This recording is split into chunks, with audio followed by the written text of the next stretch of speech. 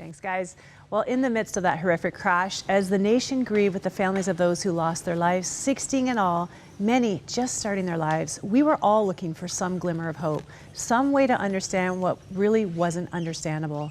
Sean Brandow, a pastor from the community and chaplain of the Broncos, was a bright light for many of us during that time, raw and honest in his grief, yet firm in his conviction that God is with us even in the worst moments of our lives. He joins me now for an update. Sean, thanks so much for joining me. Thanks for having me. We're thankful for you, if we can say that. I know you started at the vigil with the words, "I don't want to be here. I never wanted to be here." Nobody would have want to walk through what you're still walking through. It's only been a few months. How is the community, the families, how is everyone doing?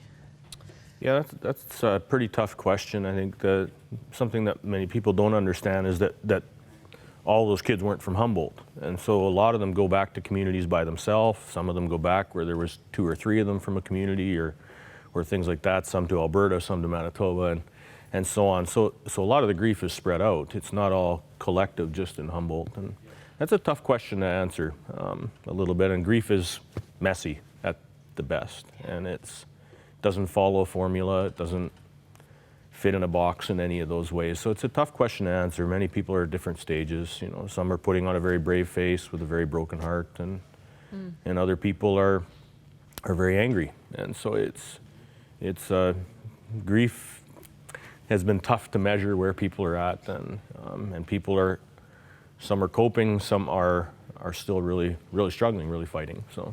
And it's still such early days as well. As a chaplain, do you stay in touch with a lot of those families, or how do you manage that?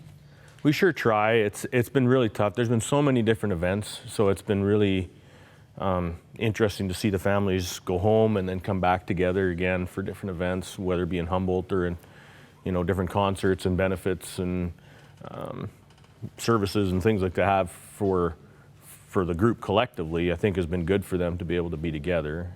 But at the same time, it's been hard because they've been in the spotlight, and maybe that hasn't allowed them to grieve as maybe they could have. They've corporately grieved, but maybe not individually as well as they could. So it's probably still a long road ahead. Yeah. We need to keep praying for you. I know sometimes the media descends like a cloud, and then as time goes on, everybody leaves, but that grief and that journey is still not over. And I know we need to continue supporting you and the people of that town. So great reminder, everybody watching, make sure you keep praying for Sean and that community. We're talking about finding God in tragedy, and you were very clear, even in the midst of that raw grief and the shock and trauma that you were still going through, that God is present, that He is real, He's with us. What encouragement can you give people? I know people go through many tragedies that are watching right now, many hard things in their life. How would you encourage them, just even from what you've learned going through this? I got a letter from a lady who, grief and hurt is very universal. It wasn't just constrained to this tragedy, for sure.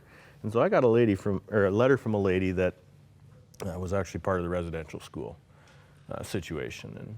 And she said something very profound that stuck with me, that she just says, I knew about God and I knew about the church. Both of those are great, but for some reason I'd never heard of Jesus. And when she heard about Jesus, that was the first time that she'd ever heard about Jesus, was at the vigil. And growing up in the church, hearing about the church, understanding that there's other people and Christians and that there's a God somewhere out there, but having Jesus, Emmanuel, God with us, there was something unique that really struck her in that. And I think that's the part that for many people, a vague understanding of who God is isn't enough, because we need to know that there is God with us, someone in the midst of our tragedy, someone who has wept with us, someone who has experienced loss, and someone who now walks with us and is close to the brokenhearted. And that's really the only source of hope and healing that we have, and the uniqueness of the Christian gospel. And so, yeah. You've talked about it so clearly, and you've been an encouragement to so many I know. We're going to continue visiting with you just a little later, so we'll be back in just a little bit. Right now, we're going to go over to Kevin and Greg.